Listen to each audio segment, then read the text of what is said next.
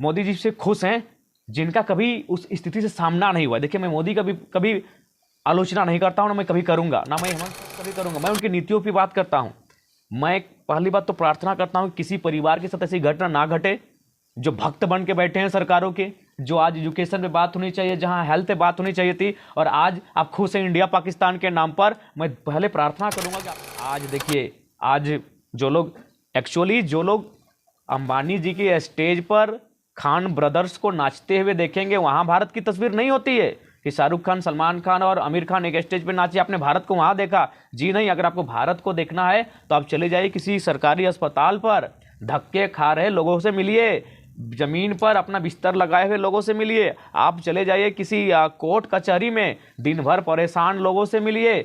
आपको अगर वास्तव में असल भारत को जानना है, हाँ, बहुसंख्यक लोग रहते हैं, अमीर लोग रहते हैं, वहाँ जाइएगा तो भारत सुहाना दिखेगा। वो भारत की असली तस्वीर नहीं है श्रीमान। भारत की असली तस्वीर देखना है तो आपको ऐसे जगहों पर जाना होगा जहाँ असली भारत रहता हो। अब चले जाइए किसी अस्पताल में, चले जाइए जो सरकारी है। जो राज्य के मुख्यमंत्री रह चुके हैं वर्तमान में महोदय, अभी महामहिम राज्यपाल हैं उड़ीसा के, उनका सम्मान है, आदर है राज्यपाल महोदय का।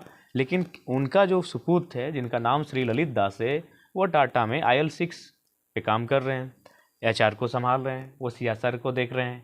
तो मैंने ये सवाल किया कि उनकी क्या योग्यता है? वो इस राज्य के नहीं, अगर गैर राज्य से आए हैं तो योग्यता के आधार पर आए होंगे। क्या योग्यता है हम जानना चाहते हैं, क्योंकि वो विस्थापित नहीं, वो रैयत नहीं ना उनके पूर्वजों ने झारखंड बनने में आंदोलन किया है। जयराम जी को उनके योग्यता पर शक है क्या? बिल्कुल शक है। आप सार्वजनिक कीजिए, मैंने सवाल किया है, आप सार्वजनिक कर दीजिए। आप भी प्रेस कॉन्फ्रेंस कीजिए और सार्वजनिक कर दीजिए। उनका एप्लीकेशन नंबर सार्वजनिक कीजिए, उनका रिक्वायरमेंट नंबर जो होता है उसको सार्वजनिक कीजिए, विज्ञापन जो भी है सारी चीज़ों को सार्वजनिक कीजिए और उनकी योग्यता को भी सार्वजनिक कीजिए। कोई दिक्कत नहीं है, सवाल पूछना हमारा अधिकार है, संवैधानिक अधिकार है। और क्यों नहीं पूछे भाई? कत्ल होगा सुनील महतो का, कत्ल होगा निर्मल महतो का, और ललित दास जी अगर यहाँ CSR को देखेंगे जिसमें करोड़ों रुपए की राशि होती है, तो ये झारखंडियों के जख्मों पर नमक छिड़कने के बराबर है। भाषा संस्कृति का बात करते हैं, और भाषा आंदोलन का शुरुआत धनबाद बोकारो से हुआ था। तो लोगों का ये नज़र था कि कहीं ना कहीं चुनावी बदलाव भी बोकारो धनबाद से स्टार्ट होगा, लेकिन अभी तक जो है वहाँ पर जो है ज़्यादा बल जो है नहीं दिया गया है चुनावी को लेकर के आपके द्वारा। देखिए, वहाँ हम लोग प्रतीक्षा कर रहे हैं, चूँकि लड़ाई एक अस्मिता की भी है, तो वहाँ हम लोग प्रतीक्षा में हैं कि बाकी जो बड़ी पार्टियाँ हैं वो किस प्रकार का पत्ता खोल रही है। उसके बाद हम लोग एक बेहतर रणनीति के साथ धनबाद के चुनावी समर में अपना पांव रखते हुए दिखेंगे। धनबाद गिरिडीह में अभी तक कैंडिडेट बीजेपी नहीं दे पा रही है, तो क्या लग रहा है ये JPKSS का खौफ?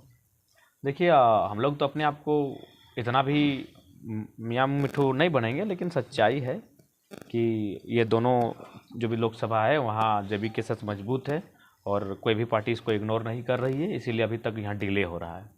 आपके पास स्थानीय मुद्दा के अलावा अगर आप चुनाव लड़ रहे हैं तो आपके पास कोई नेशनल मुद्दा है? रोजगार? बिल्कुल नेशनल मुद्दा कैसे नहीं, ज़मीन का मुद्दा नेशनल है। हर किसी को ज़मीन चाहिए, जो इंसान है उसको ज़मीन चाहिए। हमारा मुद्दा ज़मीन का है। हमारी ज़मीनें आज जिस प्रकार से दोहन की जा रही है, जब हम अपनी ज़मीनों की चर्चा करेंगे तो उस चर्चे से बाकी राज्य के लोग प्रभावित होंगे। बिल्कुल नेशनल मुद्दे हमारी विचारधारा है, हमारी आइडियोलॉजी। हम लोग सामाजिक न्याय की बात करते हैं। अभी उदाहरण के लिए आप देखिए, रिहाना का आप लोग भी चर्चा कर रहे थे। भारत के युवा इसलिए खुश हो रहे हैं कि रिहाना ने कभी स्टेटमेंट दिया था कि भारत एक गरीब देश है, लेकिन अगर प्रैक्टिकली सोचा जाए तो रिहाना का स्टेटमेंट गलत नहीं था। मैं आपको कुछ आंकड़े दिखाऊंगा, क्योंकि आप सभी पढ़े लिखे हैं, मासकॉम के छात्र हैं। क्योंकि हमें ख़राब लगा कि हमारे देश को गरीब कहा, लेकिन एक बात है कि कभी कभी भावनाओं से बाहर आना चाहिए। देश प्रेम होना अच्छी बात है, लेकिन अंधभक्त नहीं होना चाहिए। इसलिए कभी अगर उसने कहा भी अगर गरीब देश, तो हमें कम से कम फैक्ट चेक करना चाहिए था। मैंने भी फैक्ट चेक किया और ये इंटरनेट से मैंने निकाला। इसमें लिखा है कि भारत की बात करें तो हंगर इंडेक्स में भारत 121 देशों में 107 नंबर पे है। हरियाणा कोई गलत नहीं भैया।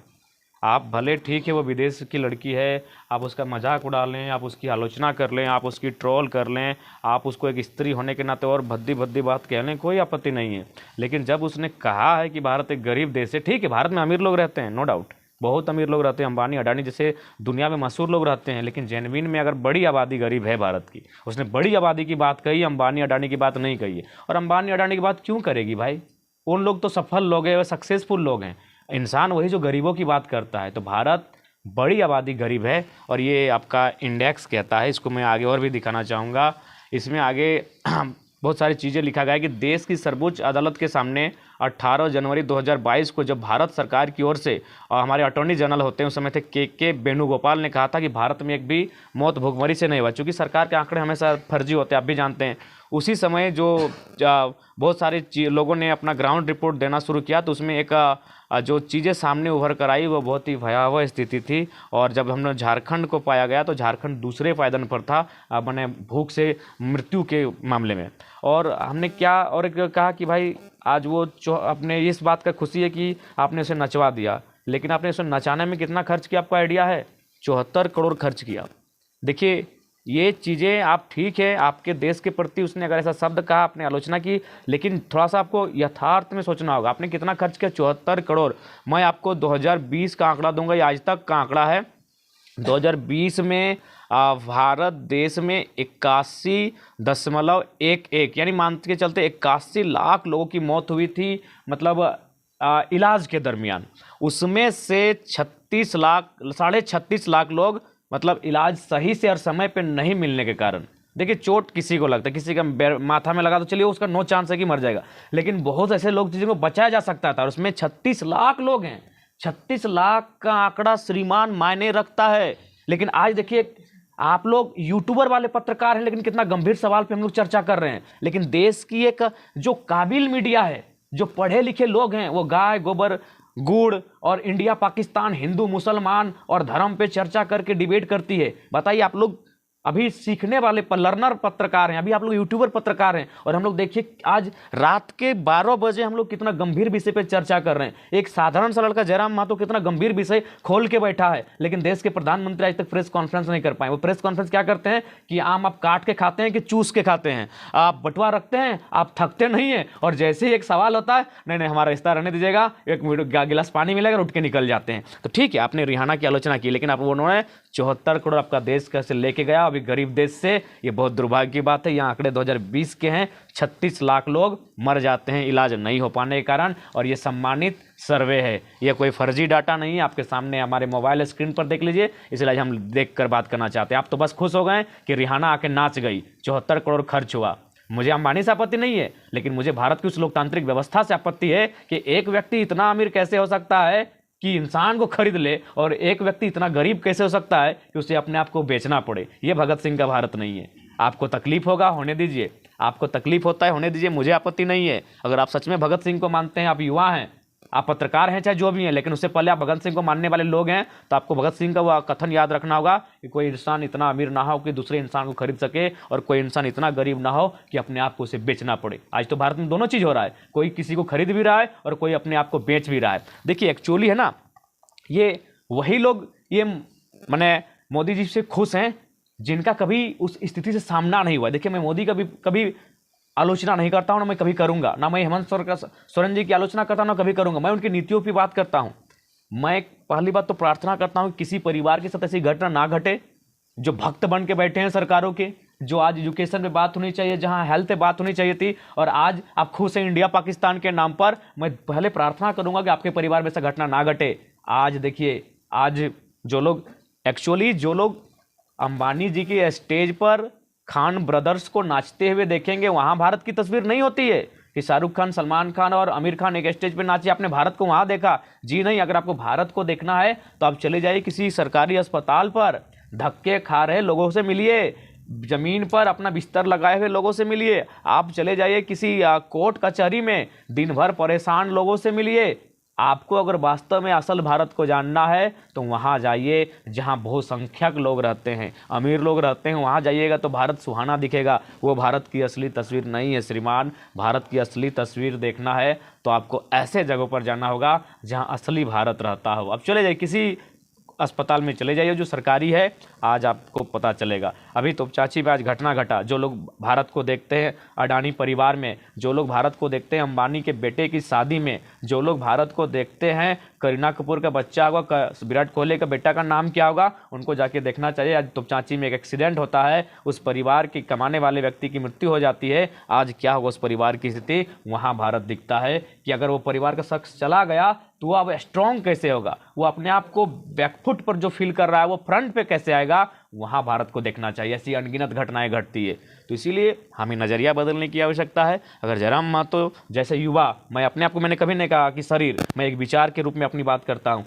जब हमारे जैसे विचार रखने वाले युवा सदन में जाएंगे और सदन पर गंभीर चीज़ों पर चर्चा होगा, तो मुझे लगता है भारत बदलेगा। आज आपने बिल्कुल, आज लगभग हमारे फेसबुक के जितने फ्रेंड थे वो तो बड़ा मजा ले रहे थे कि 74 करोड़ में रिहाना को नचा दिया, लेकिन उनको आंकड़ा देखना चाहिए कि इस देश में 2020 में 36 लाख लोग इलाज ना होने के कारण मर गए। इसलिए इतनी पैसों की बर्बादी पे जश्न मनाने जैसा माहौल नहीं है। सोचने विषय है कि भारत, इतना अंतर कैसे हुआ भारत की व्यवस्था में, कि कोई इतना अमीर और कोई इतना गरीब, ये अंतर कैसे हुआ, ये कौन सा लोकतंत्र है, ये कैसा हमने प्रजातांत्रिक भारत बनाया है, इस पर सवाल होना चाहिए था। डिबेट इन सब मुद्दों पर होना चाहिए था। लेकिन आज देखिए, आज आप जो लर्नर पत्रकार हैं, जो एक छोटे गांव कस्बे से आने वाले पत्रकार हैं, वो इतने गंभीर विषय से हमारी इंटरव्यू ले रहे हैं। लेकिन ये विषय ना आज तक में होना चाहिए था, ये ललन टॉप में होना चाहिए था, ये जो जी न्यूज़ पे होना चाहिए था, ये इंडिया टीवी पे होना चाहिए था, ये एनडीटीवी पे होना चाहिए था। ये देश के तमाम प्रतिष्ठित चैनलों में इस प्रकार के डिबेट्स होने चाहिए थे, चर्चा परिचर्चा होना चाहिए था।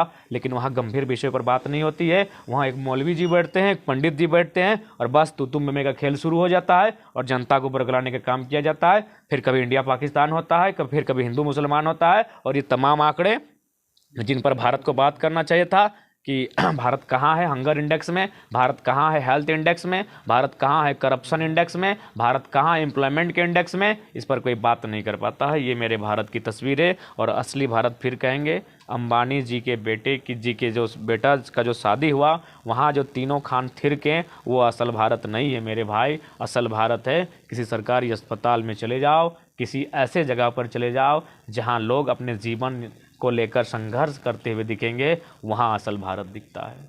नहीं लगता आपको कि बड़े बड़े देश के चैनल को तवज्जो ना देकर अभी आपके साथ जो मौजूद हैं उन पे आपको फोकस करना चाहिए, क्योंकि इन्हीं की वजह से आज आप इतना आगे बढ़े हैं? बिल्कुल, इसीलिए मैं उन्हीं को इंटरव्यू दे रहा हूँ। आज रात के 12 बजे मैं उनको इंटरव्यू दे रहा हूँ, क्योंकि मुझे मानना है कि ये नौजवान है, इनमें अभी निडरता है, इनमें अभी लोभ नहीं है, ये अच्छा करते हैं। बिल्कुल, अभी तो जो कार्य पत्रकारिता को करना चाहिए था वो यूट्यूबर्स लोग कर रहे हैं। तो इसीलिए मैंने आज तवज्जो दिया है, और हमेशा मैंने तवज्जो दिया है, और आगे भी हमारा सम्मान रहेगा। पत्रकारिता का हमने हमेशा सम्मान किया है, क्योंकि हम लोग पढ़े लिखे नौजवान हैं। हमें भी मालूम है कि जब न्याय का रास्ता चारों तरफ से बंद हो जाता है तो पत्रकारिता एक विकल्प बचता है। तो इसलिए आज पत्रकारिता मजबूत होनी चाहिए देश में।